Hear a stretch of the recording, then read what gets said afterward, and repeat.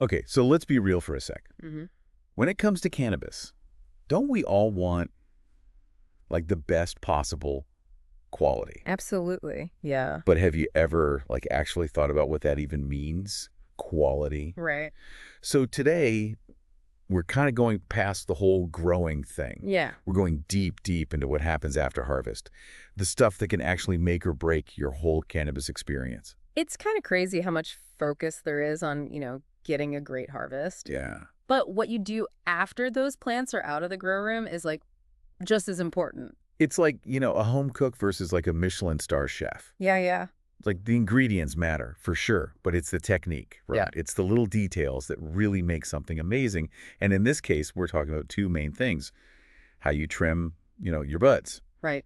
and then the whole science behind how you preserve it all afterwards. And trust me, those little choices, they can make a huge difference in like the quality, the potency, how consistent your cannabis is, all of that. Okay, so first, let's get up close and personal with those buds. Hmm.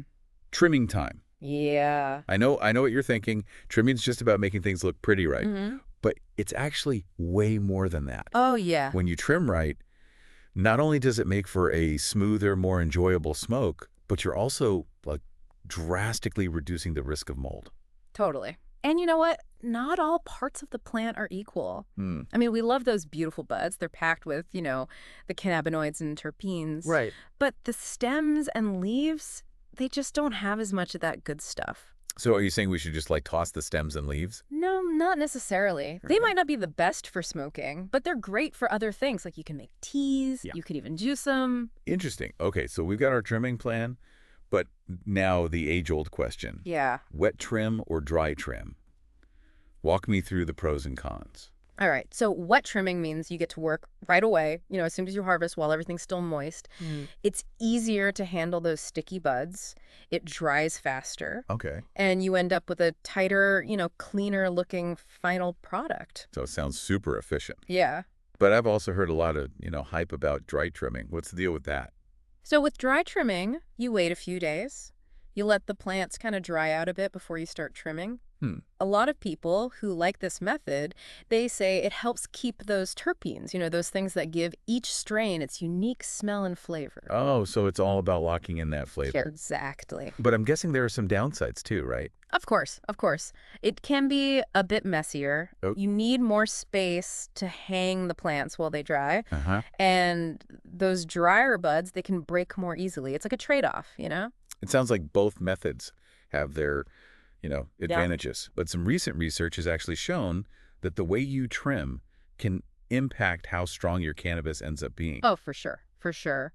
There was a study just came out this July, found that wet trimming, trimming before it dries, could actually boost those cannabinoids, make it more potent. Hold on. Are you saying that just by how I trim it, I can change how strong it is? Yeah. Seems like the stress from being trimmed while the plant's still alive, it can trigger it to produce more cannabinoids. Wow, that's wild. Yeah. But what about those terpenes we were talking about? Does the trimming method affect those too? Great question. That same study found that dry trimming, after it's dried, actually led to way higher terpene levels. So if you're all about the flavor, dry trim is the way to go. Pretty much. If you want to, really capture all those smells and tastes. Okay, so if wet trimming can make it stronger, but dry trimming is better for the flavor, how do you choose? It all comes down to what you're looking for. What does top shelf mean to you? Mm-hmm. Is it about the highest THC level? Or is it about the most complex, nuanced flavor? Right. Or is it somewhere in between? It's a really interesting question. It is. And something that we could probably do a whole other deep dive on. You know what? You're right. But before we go down that rabbit hole, let's switch gears a bit. Okay. What happens after you've trimmed everything? Preservation. Mm-hmm. This part often gets overlooked, but it's super important for how good and how long your cannabis lasts. Oh, you're totally right. And one method that's gotten really popular because it's so fast is freeze drying. Yeah. But there's a catch. Oh, really?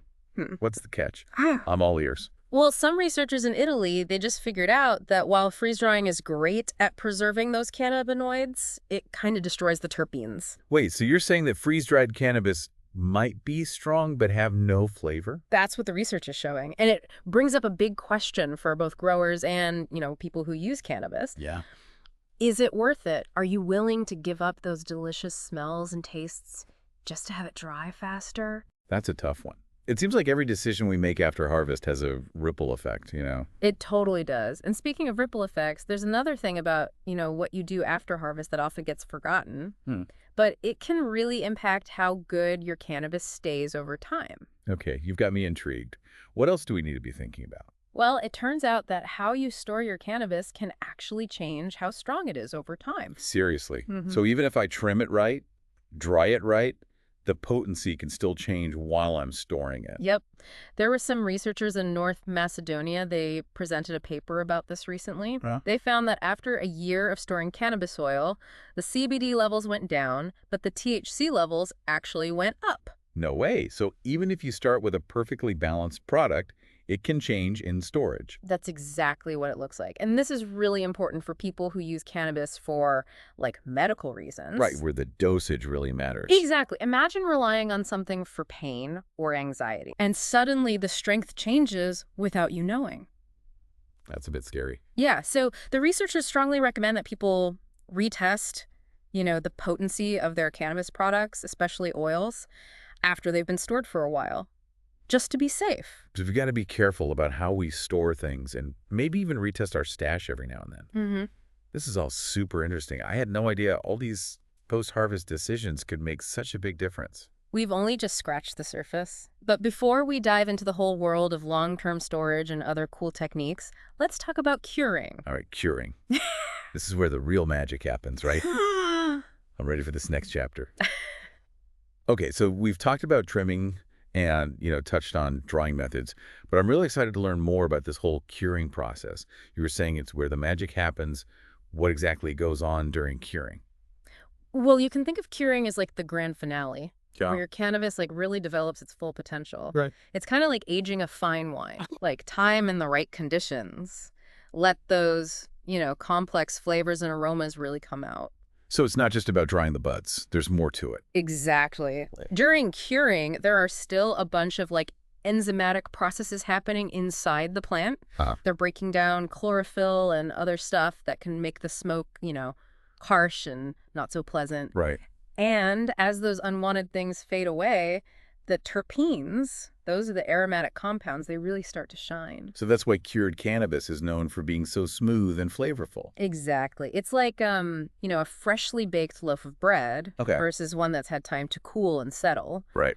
Like the flavors just become way more nuanced. I get it. So curing also helps with consistent burning and, just makes the whole experience better. Absolutely. Yeah. It lets the moisture content stabilize so everything burns more evenly. This is fascinating. So tell me about the actual process. I've heard about this jar burping method. Yeah. And you mentioned those high-tech grove bags that control CO2. What's the difference? Sure. So let's start with the classic jar burping. It's been around forever. You basically store your dried buds in airtight jars, and then you open them every so often, burp them to let out moisture and gases. It's simple, but you gotta keep an eye on things. Yeah, I've heard it's easy to mess up. If you burp the jars too much, you dry out the buds. Right. But if you don't do it enough, you can get mold. Exactly. It's all about finding that balance. And that's where those auto curing methods, like the grove bags, come in. Right. They kind of take the guesswork out of it, They create a more controlled environment. You mentioned their special material, terpenes. Yeah. Something about letting CO2 stay in, but oxygen out. Right. Why is that so important? So remember how we were talking about terpenes being volatile, meaning they can disappear into the air? Right. Well, by keeping a lot of CO2 around the buds, these grove bags create a kind of protective bubble.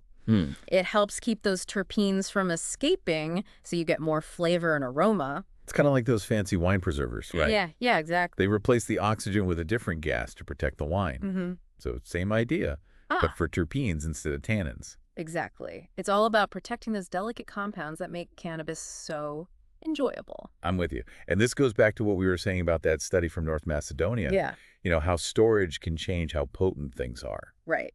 If you cure your cannabis right and store it right, it's less likely to change over time. Absolutely. Curing plays a huge role in keeping those cannabinoid levels stable.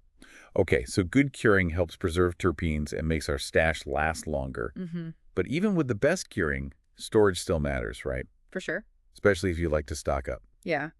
What are some tips for keeping everything fresh and potent long term? Absolutely. Let's dive into the do's and don'ts of keeping your stash in top shape.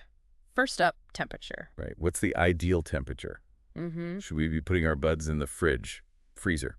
You know, a lot of people think freezing is a good idea, but it can actually damage those delicate Oh, trichomes, right. The the trichomes. things that hold all those cannabinoids and terpenes. Right, right.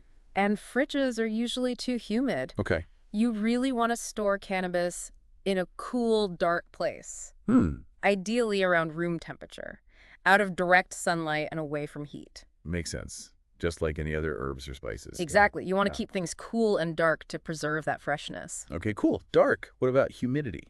That's another big one. You got to avoid both extremes.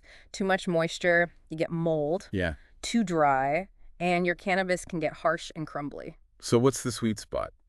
Most experts say around 55% to 65% relative humidity. Okay. Keeps everything nicely balanced without risking mold. So cool, dark, slightly humid. Hmm. Got it. What about containers? Airtight containers are the way to go. Okay. They keep oxygen out, which can, degrade those cannabinoids and terpenes over time. Right. And just like with heat, light can damage your stash too. So opaque containers are best to block out the light. So basically treat cannabis like a vampire. No light, no air. Haha, exactly. Keep it in the dark. All right. Temperature, humidity, containers. Anything else? One more thing that people often forget, handling. Handling? Yeah, remember those sticky trichomes? They're super delicate. Right. Rough handling can damage them. So be gentle when you're moving your cannabis around or getting it ready to use. Okay, no more cramming those buds into tiny containers. Ah, right. I'm realizing that preserving good cannabis is all about being careful at every step. It really is. And speaking of mindful practices, there's one more super important part of post-harvest that we haven't talked about yet. Oh, what's that? We need to talk about the essential tools for trimming. Okay, you got me curious. What's more controversial than wet trim versus dry trim? Well, before you think this is just about fancy gadgets, remember those delicate trichomes we keep talking about? The tools you use can actually affect them and ultimately how good your final product turns out. All right, I'm all ears. What are the must-haves for a good trim? I'm ready to up my game. What? All right, let's talk tools. What should every cannabis enthusiast have in their trimming kit? Well, first things first, you gotta have a good pair of trimming scissors. Okay. When I say good, I mean like sharp, precise, Right. comfortable to hold. Makes sense. You're gonna be using these a lot. Yeah. So it's worth getting a pair that won't, hurt your hands or make those cuts all jagged. Yeah, I've totally used those dull scissors that crush the buds instead of cutting cleanly. Ugh. Yeah, no good. What else? A trimming tray, super important. Okay. Keeps your workspace clean, organized, and it catches all those trichomes that fall off while you're trimming. Oh, those precious trichomes. It's like a bonus harvest. I love that. So those trays with the mesh screens, Yeah, those are the ones. they'll let the trichomes fall through. Yep, that screen is a game changer. Yes. You can collect all those fallen trichomes, make keef, hash. It's like getting double the reward. Exactly. All right, what else? Good lighting. Lighting, yeah, makes sense. You got to be able to see those tiny sugar leaves and trichomes Right. so you can trim accurately. A magnifying glass can be helpful too. Or Right. like a headlamp with a magnifier built in. I can see how good lighting would be super helpful. It's all about seeing those details. Totally. Oh, and don't forget disposable gloves. Gloves. Yeah, keeps your hands clean. Okay. Plus, it stops those sticky resin glands from, getting on your buds and changing the flavor. Right. Nobody wants their buds tasting like their hands. Exactly. Okay, so we've got sharp scissors, a tray with a screen, good lighting, Yeah. maybe a magnifying glass and gloves. That's a great start. Anything else? There are some extras that can make things even easier, Okay, like what? A small brush can be helpful Okay. for, gently brushing off any leftover leaf bits after you trim. Like a little paintbrush for your buds. Uh-huh. Yeah, exactly. Love it. What else? And if you've got a ton of plants to trim, you could think about getting one of those electric trimming machines. Oh, yeah, I've seen those. They save you a ton of time and effort, but they can be expensive. Right. It depends how much you're trimming, and your budget. It sounds like there's a tool out there for everyone, from the, casual grower to the pros. Totally. And you can put together a toolkit that works for you, your needs, your preferences.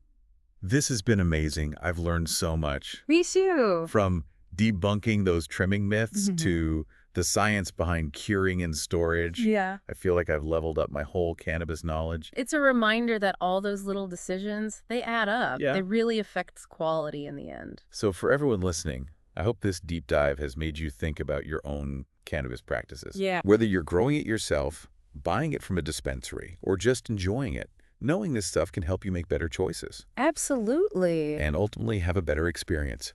So keep learning, keep exploring, and keep enjoying the awesome world of cannabis. Couldn't have said it better myself. Until next time, happy harvesting and happy consuming.